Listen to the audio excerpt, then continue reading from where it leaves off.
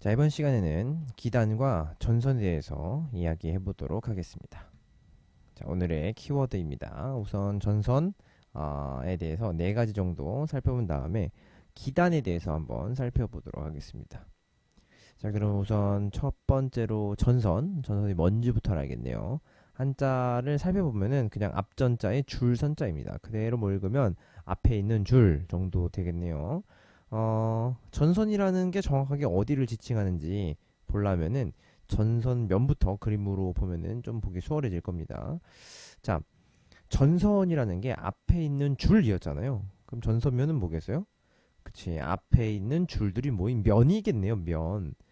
그러면은 이 그림에서는 어디가 전선면일까요? 그렇습니다. 찬 공기랑 따뜻한 공기가 만나는 여기를 전선면이라고 이야기합니다. 그럼 전선은 어딘가? 전선은 이 전선면이 땅바닥과 만나는 경계선, 그거를 전선이라고 이야기하는 겁니다. 좋습니다. 그럼 이런 전선은 보통 어디서 많이 발생하는가? 이걸 생각해 보려면은 아까 그림에서 봤듯이 찬 공기랑 따뜻한 공기가 잘 만나는 지역을 보면 되겠네요. 자, 그럼 이거는 지난 시간에 배웠던 용어를 가지고 한번 추론을 해볼게요. 자, 여기가 적도라고 하면은 여기를 대기대순환에서는 뭐라고 불렀죠? 그렇습니다. 열대 수렴대라고 불렀습니다. 그러면 그 위에 30도는 중위도갑대, 그 위에 60도는 한대전선대, 그 위에 마지막으로는 극고압대 줬습니다. 근데 뭐 여기 보니까 용어 중에서 여기 전선이라는 용어가 있네요. 그러면은 여기 주변에서 전선이 잘 만들어지니까 붙여진 이름이겠구나라는 거 추론해 볼 수 있죠.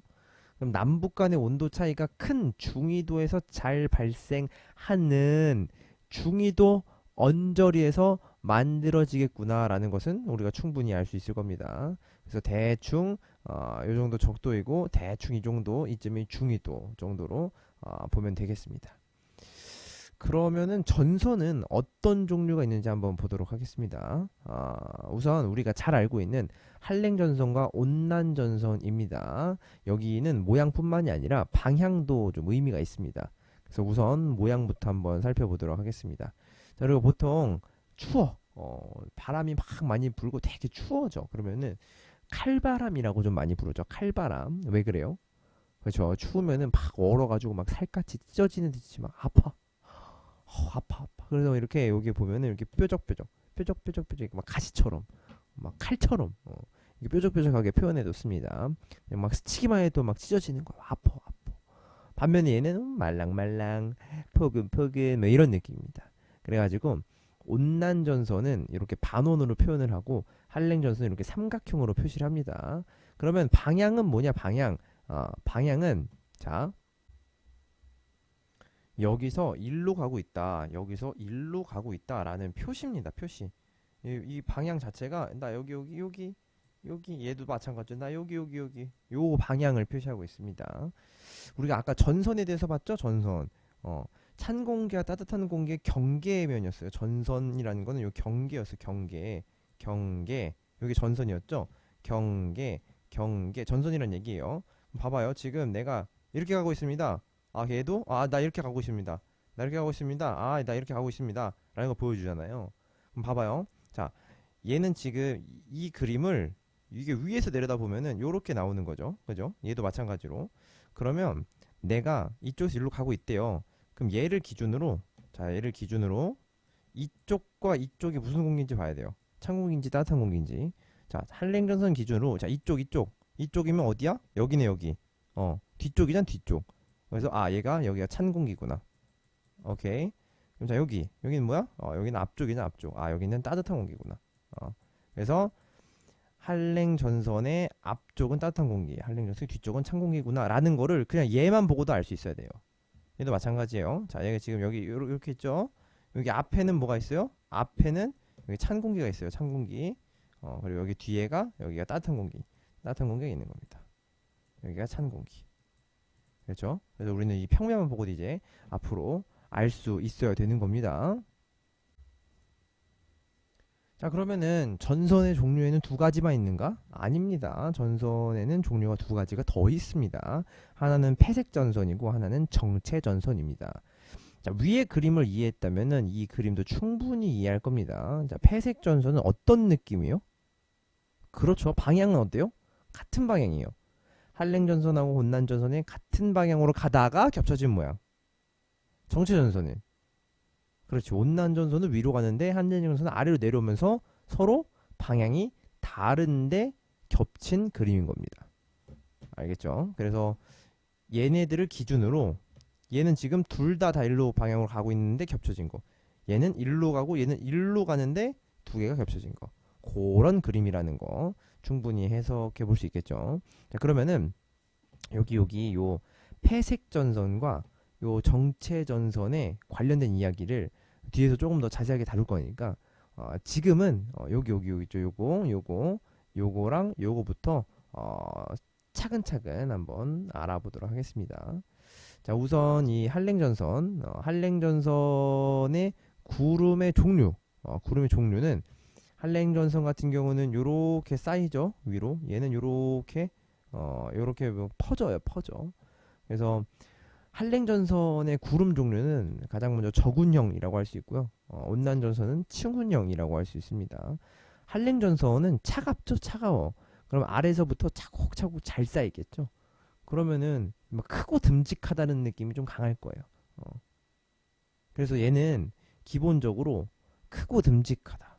그래서 큰 형님이 앞으로 막 이렇게 오는 그런 느낌으로 가지고 있으면 됩니다. 옆에 있던 공기들이 아이쿠 깜짝이야 그러고 올라가는, 급격하게 올라가는 그런 그림입니다. 반면에 이 온난 전선 같은 경우에는 따뜻한 공기가 이 큰 형님 위로 어부바하는 느낌이요. 살금살금 천천히 올라가죠. 막 이렇게 뭐 이런 구름은 만들어지지 않습니다. 그렇기 때문에 비 역시도 한랭 전선에서는 막 소나기 막 이렇게 내리지만은 온난 전선에서는 이슬비로 내리게 됩니다. 됐죠? 자, 그 다음은 우리가 공부하면서 가장 궁금해할 수 있는 전선면의 기울기랑 이동 속도입니다. 자, 보면은 한랭 전선은 경사면이 급합니다. 보시다시피 이렇게 급해요. 얘는 완만하죠, 기울기가. 이 정도는 아까 구름이 만들어지는 그 큰형님으로 생각하면 충분합니다. 근데 이거를 그대로 이어서 한랭 전선이 더 빠르다라고 이야기를 합니다. 에? 갑자기? 왜? 이게 좀 궁금하죠. 흐름은 똑같습니다. 큰형님이에요, 큰형님. 근데 적당히 큰형님이 아니라 진짜 큰 거인 형님입니다. 그래가지고 우리가 속도라는 거를 단위 시간당 이동한 거리라고 이야기합니다. 그러면은 몸집 차이가 이 정도로 나는, 만약에 두 사람이 달린다고 해봅시다. 자, 그러면 이 사람은 한 걸음 꿍 하고 내딛는 게 되게 둔해 보일지 몰라도 이 사람이 한 발짝 내딛는 걸 이 사람이 만약에 쫓아가지 못한다면은 단위 시간 동안 이동한 거리는 이 사람이 훨씬 많죠. 그런 거예요. 얘가 아무리 빠른다고 한들 얘의 보폭을 못 따라잡으면은 얘는 빠르다고 할 수 없어요. 그러니까 막 다람쥐랑 사람이랑 막 달릴 때 다람쥐가 막 확 빠르게 달린다고 느끼는 이유가 뭐냐면 우리는 단위 시간 동안 그 스피드를 못 쫓아가기 때문이에요. 그죠? 여러분들 개미랑 여러분들이랑 달리기 시합한다고 생각해봐요. 우습죠? 여러분들은 걸어가도 개미가 뛰어가는 것보다 빨리 갈 수 있어요. 그런 거예요. 그러니까 속도라는 개념을 정확하게 알고 나서 접근을 한다면은 거인이라고 무조건 걸음이 느리다? 이렇게 생각은 안 할 수 있게 될 거예요. 됐죠? 이 한랭전선과 온난전선의 차이도 이런 느낌이기 때문에 한랭전선이 온난전선보다 빠르다고 하는 겁니다. 오케이. 자, 그 다음에는 강수구역을 한번 보도록 하겠습니다. 자, 전선에 대해서 완벽하게 머리로 그릴 수 있다면 강수구역은 완전 쉬울 겁니다. 자, 빗금으로 한번 그려보겠습니다. 어떻게 될까요? 생각해 봤어요? 한번 그려봅시다. 자, 우리 이제 여기 한랭 전선을 이야기할 때는 자, 어디가 차갑고 어디가 따뜻했는지부터 한번 생각을 해봐요. 여기가 차갑고 여기가 따뜻했을 겁니다. 맞죠? 그러니까 얘가 이런 식으로 그래서 얘가 여기 아래서 이렇게 파고 들어오면서 여기 이렇게, 그럼 얘가 아이쿠 깜짝이야 큰형님, 그리고 막 비가 이렇게 내려오는 느낌이었죠. 그러니까 강수 구역을 색칠해라 라고 하면은 요럴 때는 얍, 얍, 다시 한번 얍, 얍. 자, 강수구역 색칠을 하면 요렇게 빗금 치면 됩니다. 전선을 기준으로 뒤쪽에 한랭 전선은 뒤쪽에 강수구역. 그럼 여기 온난 전선 같은 경우에는 온난 전선은 여기 앞쪽에 나옵니다. 회색 전선은 어떨까요? 회색 전선은 전체가 다 강수구역입니다. 정체 전선은 어떨까요?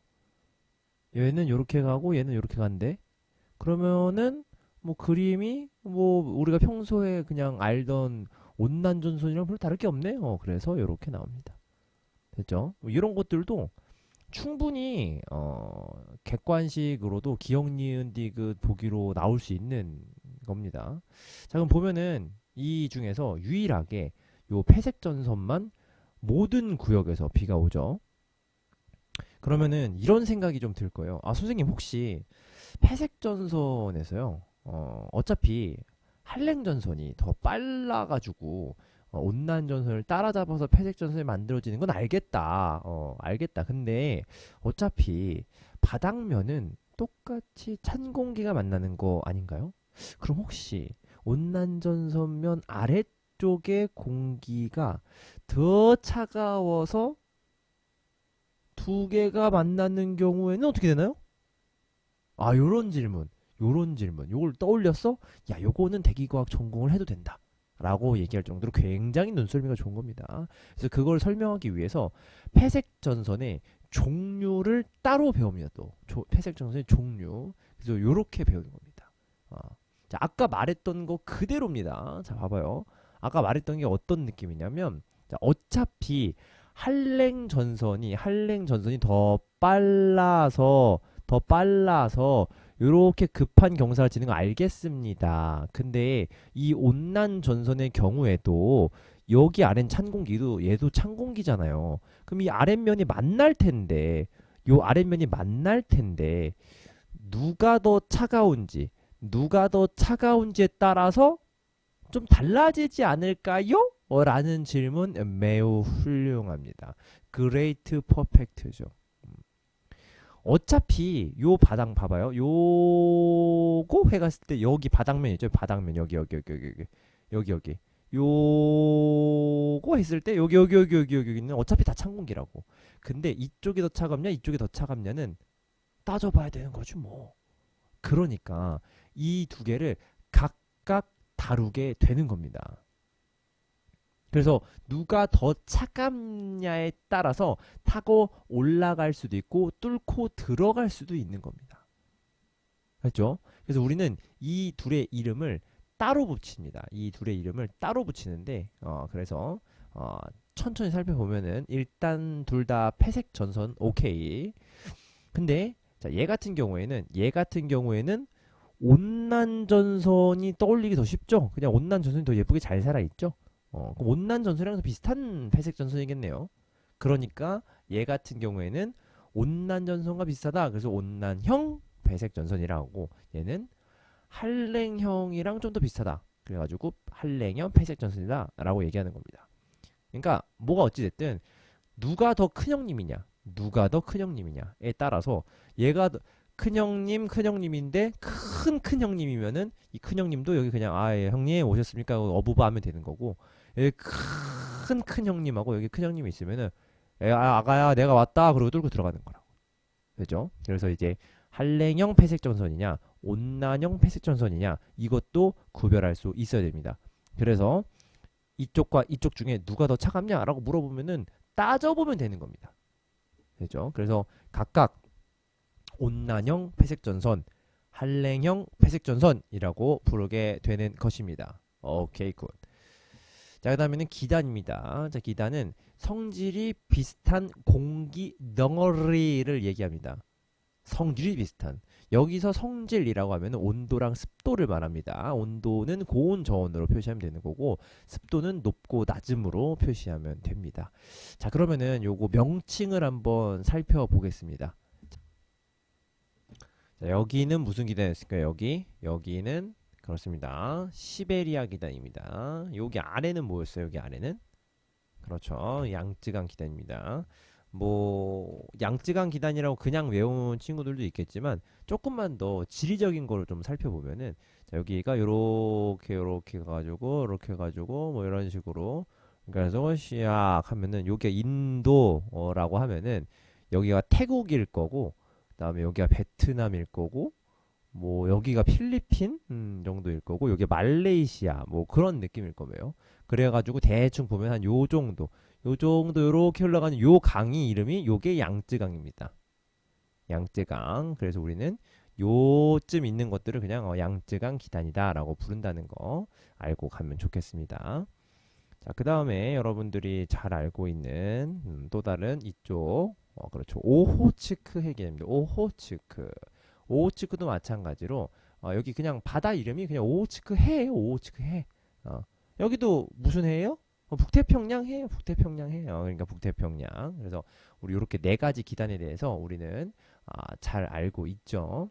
자, 그러면 첫 번째 성질 온도부터 한번 보도록 하겠습니다. 온도.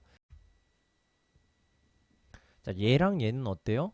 온도가 차갑죠. 얘네들은 따뜻합니다. 그래서 여기는 한랭, 여기는 고온 정도라고 써볼 수 있겠네요. 자, 그러면 이쪽 애들은 어때요? 습도 보면 습도 육지라서 그렇죠. 건조하죠.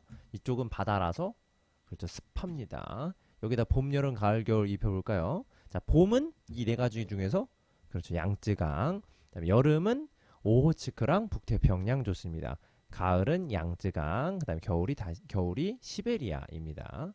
자, 이거를 문장으로 한번 읊어볼게요. Listen carefully. 자, 시베리아 기단은 고위도 대륙에서 발생하면서 한랭 건조한 성질을 보인다. 겨울에 영향을 많이 주면서 춥고 건조한 날씨를 가져온다. 오케이. 오케이. 그러니까 바로 이 문장만 들어도 얘가 시베리아구나. 알 수 있어야 됩니다. 자, 두 번째 양쯔강입니다. 자, 저위도 대륙에서 발생하며 온난 건조한 성질을 보인다. 봄, 가을에 영향을 주며 따뜻하고 건조한 날씨를 가져온다. 오케이, 땡큐. 자, 그 다음에 오호츠크. 자, 고위도 해양에서 발생하며 한랭 다습한 성질을 보인다. 초여름에 영향을 주며 동해안에서 저온 현상을 일으킨다. 오케이. 자, 마지막으로 북태평양. 자, 저위도 해양에서 발생하며 온난 다습한 성질을 보인다. 여름에 영향을 주며 무덥고 습한 날씨를 가져온다. 오케이. 자, 그러면은 이 다음으로 이거 기단이라는 것을 왜 열심히 본 건가에 대해서 좀 생각해 볼 필요가 있는데, 자, 우리가 종관 규모 중에서 이 정체성 고기압을 분석하기 위해서 우리가 이 기단이라는 것을 살펴본 겁니다. 그래서 일기도를 보면은 이렇게 생겼습니다. 가장 극단적인 여름하고 겨울만 본다고 생각하고 답해 보겠습니다. 자, 여기 있는 고기압과 여기 있는 고기압. 자, 여기는 무슨 고기압? 그렇지, 북태평양 고기압. 얘는 시베리아 고기압. 그럼 얘는 여름, 얘는 겨울입니다. 그래서 우리는 이 정체성 고기압을 각각 북태평양 고기압, 시베리아 고기압, 그래서 각각 여름, 겨울이라고 판단해 볼 수 있으면 되겠습니다. 자, 여기에다가 하나 더 입혀볼 수 있는 게 바로 이 풍향입니다. 풍향. 자, 여름에는 대략적으로 이렇게 봅니다. 고기압에서 저기압 쪽으로. 겨울에는 고기압에서 저기압 쪽으로 이렇게 봅니다. 여기에다가 풍을 붙일 겁니다. 자, 이거 무슨 풍이에요? 우리 동서남북 당연히 알죠. 여기가 동해안 서해안이니까 여기 동서남북 알죠? 이 무슨 풍이에요? 그렇습니다. 남동풍입니다. 남동풍. 얘는 그렇죠. 북서풍입니다. 북서풍. 그래서 우리는 요 얘기를 할 수 있는 거야 이제. 여름에는 주로 남동 계절풍이 분다. 겨울에는 주로 북서 계절풍이 분다라는 문장이 이제 시험 문제 나와도 그럼 맞지 이렇게 생각할 수 있어야 되는 겁니다. 자, 만약에 여기다가 추가적으로 계절별 기압 배치를 물어본다. 그러면 여름 같은 경우에는 남쪽이 높고 북쪽이 낮은 기압 배치를 가진다라고 해가지고 남고 북저형 기압 배치라고 하고, 이 겨울은 서고 동저형 기압 배치를 가진다라고까지 얘기할 수 있으면 우리는 여름하고 겨울에 기단을 비교하는 것은 perfect great입니다. 됐죠? 오케이. 자, 그러면 이 다음 내용인 기단의 편질은 다음 영상에서 이어서 설명하도록 하겠습니다. 오케이. 오늘 여기까지 하겠습니다.